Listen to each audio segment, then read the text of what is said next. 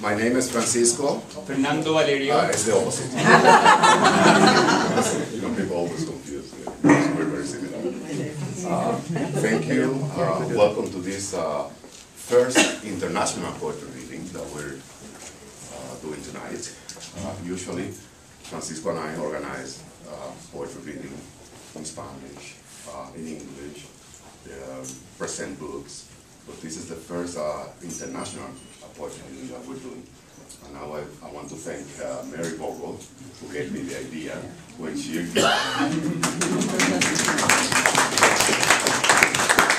organized last year in an African colloquium poetry reading. It was fancier because she had a PowerPoint presentation. We're not having this PowerPoint presentation. We're having around 13 languages. Lucky number. Yeah. Let's say 14 now. Yeah. The order is those who are reading the poems are reading first in the original language, and then a translation into English. So remember to read the title of the poem, the author, and then the translation. And we'll be calling in the order of this list colleagues, friends, to read their poetry. And some of you, I know, have to leave earlier. That's why you're reading first. And I'd like to call Anchane Cabañas and Laura, who's going to be reading in Euskera, Basque, and English.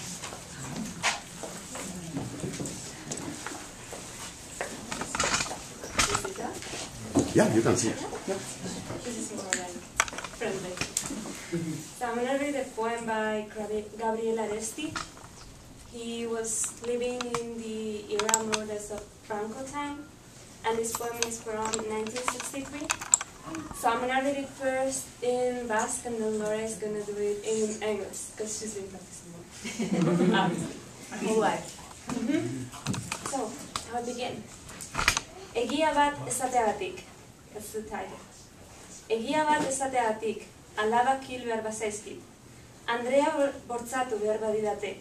Etzea lurrarekin berdindu behar bazait. Egia bat esateagatik. Ebaki behar badidate nik eskribitzen dudan eskua. Nik kantatzen dudan mihina. Egia bat esateagatik. Nire izena kenduko badute. Euskal literaturaren urrezko horrietatik. Inoiz, inola, inun ez naiz isilduko. And now she's gonna read it.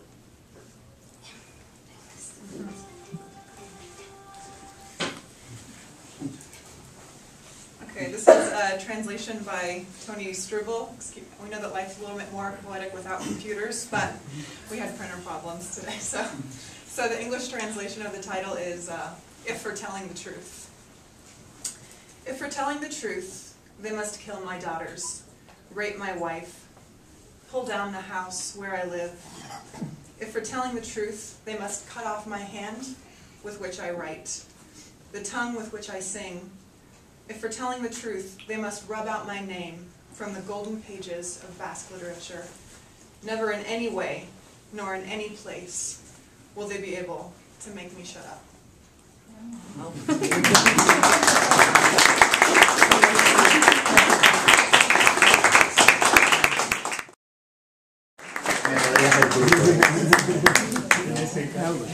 And now let's go from Turkish to Chinese. Alex Xu is so kind to read a poem in Chinese and then translate it into English. Welcome, Alex. Hi, good evening. I want to say sorry first because I have listened to many perfect poems. Maybe mine is the shortest.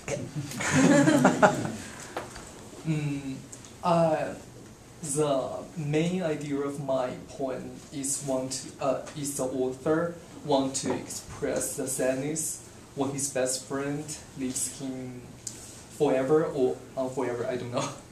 So the first I will read the poems in Chinese. 黄鹤楼，崔颢。昔人已乘黄鹤去，此地空余黄鹤楼。黄鹤一去不复返，白云千载空悠悠。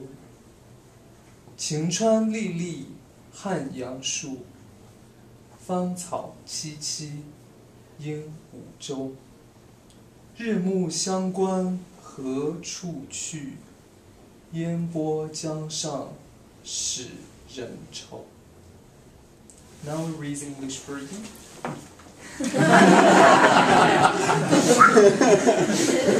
Sorry,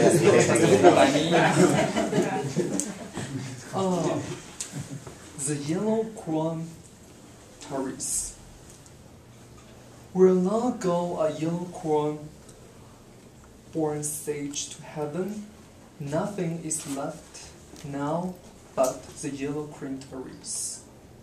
The yellow crown never revisit the earth, and white clouds are flying without him forever. Every tree in Hanyang becomes clear in the water, and Parried Island is a nest of sweet grasses. But I look forward to home. But I look toward home, and twilight grows dark with a mist of grief on the river. So I want to just explain a little thing about it. In the Chinese consumption of poem, the natural things like the very wide horizon, the ocean, and the very high sky, and this kind of thing usually reminds people of the sadness. So especially when his best friend leaves. So this point now is under research, and many specialists have a very different opinion about it. Some of them argues that the best friend of this author has already been dead, but the others find others evident to prove that his friends just maybe avoid the law of the country and be sent by the government to the very far place.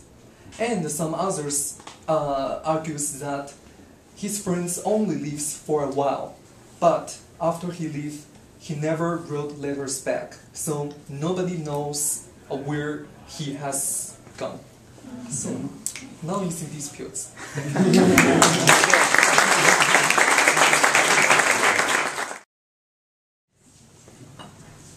So everyone brought their nice convenient papers and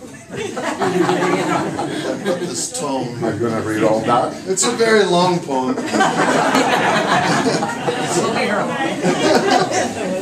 Please, patience. Okay. So this is the love song of J. Alfred Prufrock. And I actually will tell a quick anecdote about this. I had a French friend who memorized this, and I was very impressed that he memorized the poem in English, so I went back and read it myself, and I said, well, that's a good one. So, the love song of J. Alfred Prufrock. Let us go, then, you and I, when the evening is spread out against the sky, like a patient etherized upon a table. Let us go through certain half-deserted streets, the muttering retreats of restless nights and one-night cheap hotels, and sawdust restaurants with oyster shells. Streets that follow like a tedious argument of insidious intent. To lead you to an overwhelming question, oh, do not ask, what is it? Let us go and make our visit. In the room, the women come and go, talking of Michelangelo. The yellow fog that rubs its back upon the window panes, the yellow smoke that rubs its muzzle on the window panes, licked its tongue into the corners of the evening, lingered upon the pools that stand in drains, let fall upon its back the soot that falls from chimneys, slipped by the terrace, made a sudden leap, and seeing that it was a soft October night, curled once about the house and fell asleep. And indeed, there will be time for the yellow smoke that slides along the street, rubbing its back along the window panes. There will be time to prepare a face to meet the faces that you meet. There will be time to murder and create, and time for all the works and days of hands that lift and drop a question on your plate. Time for you and time for me, and time yet for 100 indecisions, and for 100 visions and revisions before the taking of toast and tea. In the room, the women come and go, talking of Michelangelo. And indeed, there will be time to wonder, do I dare? And do I dare? Time to turn back and descend the stair with a bald spot in the middle of my hair. They will say, how his hair is growing thin. My morning coat, my collar mounting firmly to the chin, my necktie rich and modest, but asserted by a simple pin. They will say, but how his arms and legs are thin. Do I dare disturb the universe? In a minute there is time for decisions and revisions, which a minute will reverse. For I have known them already, known them all. I've known the evenings, mornings, afternoons. I've measured out my life with coffee spoons. I know the voices dying with a dying fall, beneath the music from a farther room. So how should I presume? And I have known the eyes already, known them all. The eyes that fix you in a formulated phrase. And when I am formulated, sprawling on a pin, when I am pinned and wriggling on the wall, then how should I begin? To spit out all the butt-ends of my days and ways, and how should I presume? And I have known the arms already, known them all, arms that are braceleted, white and bare, but in the lamplight downed with light brown hair. Is it perfume from a dress that makes me so digress? Arms that lie along a table or wrap about a shawl. And should I then presume? And how should I begin? Shall I say I have gone at dusk through narrow streets and watched the smoke that rises from the pipes of lonely men in shirt sleeves, leaning out of windows? I should have been a pair of ragged claws, scuttling across the floors of silent seas. In the afternoon, the evening sleeps so peacefully, smoothed by long fingers, asleep, tired, or it malingers, stretched on the floor here beside you and me. Should I, after tea and cakes and ices, have the strength to force the moment to its crisis? But though I have wept and fasted, wept and prayed, though I have seen my head, grown slightly bald, brought in upon a platter, I am no prophet, and here's no great matter. I have seen the moment of my greatness flicker, and I have seen the eternal footman hold my coat and snicker, and in short, I was afraid. And would it have been worth it, after all, after the cups, the marmalade, the tea, among the porcelain, among some talk of you and me, would it have been worthwhile to have bitten off the matter with a smile, to have squeezed the universe into a ball, to roll towards some overwhelming question, to say, I am Lazarus, come from the dead, come back to tell you all, I shall tell you all. If one settling a pillow by her head should say, that is not what I meant at all. That is not it at all. And would it have been worth it after all? Would it have been worthwhile? After the sunsets and the dooryards and the sprinkled streets, after the novels, after the teacups, after the skirts that trail along the floor, and this and so much more? It is impossible to say just what I mean. But as if a magic lantern threw the nerves and patterns on a screen, would it have been worthwhile if one settling a pillow or throwing off a shawl and turning toward the window should say, that is not it at all. That is not what I meant at all. No, I am not Prince Hamlet, nor was meant to be. I am an attendant lord, one that will do, to swell a progress, start a scene or two, advise the prince, no doubt an easy tool, deferential, glad to be of use. politic, cautious, and meticulous, full of high sentence, but a bit obtuse, at times indeed almost ridiculous, almost at times the fool. I grow old, I shall wear the bottoms of my trousers rolled. Shall I part my hair behind? Do I dare to eat a peach? I shall wear white flannel trousers and walk upon the beach. I have heard the mermaids singing each to each. I do not think that they will sing to me. I have seen them riding seaward on the waves, combing the white hair of the waves blown back when the wind blows the water white and black. We have lingered in the chambers of the sea, by sea girls wreathed with seaweed red and brown, till human voices wake us and we drown.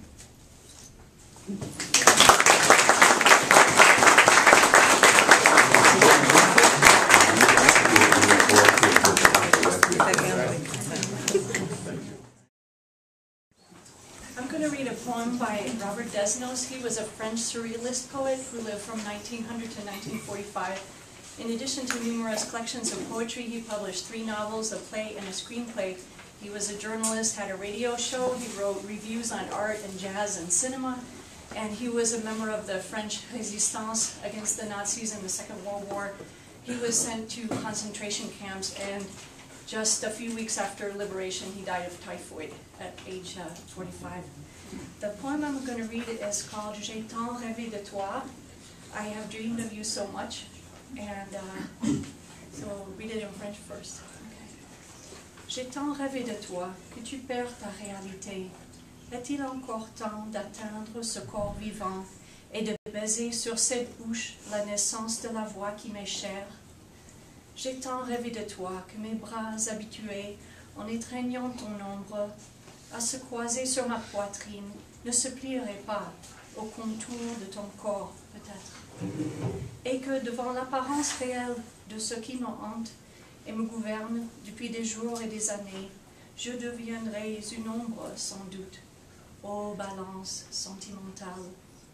J'ai tant rêvé de toi qu'il n'est plus temps, sans doute, que je m'éveille.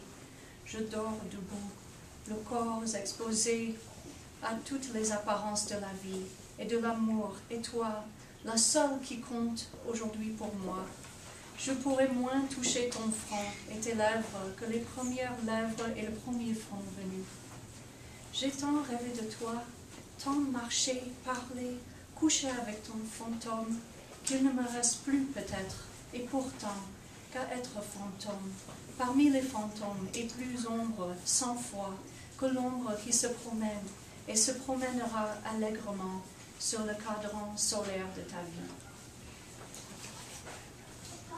The English translation is by Carolyn Fauché and William Kulik from the selected poems of Robert Desnos. I have dreamed of you so much that you are no longer real. Is there still time for me to reach your breathing body, to kiss your mouth and make your dear voice come alive again? I've dreamed so much of you that my arms, grown used to being crossed on my chest as I hugged your shadow, would perhaps not bend to the shape of your body. For faced with the real form of what has haunted me and governed me for so many days and years, I would surely become a shadow. Oh, scales of feeling, I have dreamed of you so much that surely there is no more time for me to wake up. I sleep on my feet, pray to all the forms of life and love and you, the only one who comes for me today. I can no more touch your face and lips than touch the face and lips of some fat passerby. I've dreamed of you so much, have walked so much, talked so much, slept so much with your phantom, that perhaps the only thing for me left is to become a phantom among phantoms, a shadow, 100 times more a shadow than the shadow that moves and goes on moving brightly over the sundial of your life.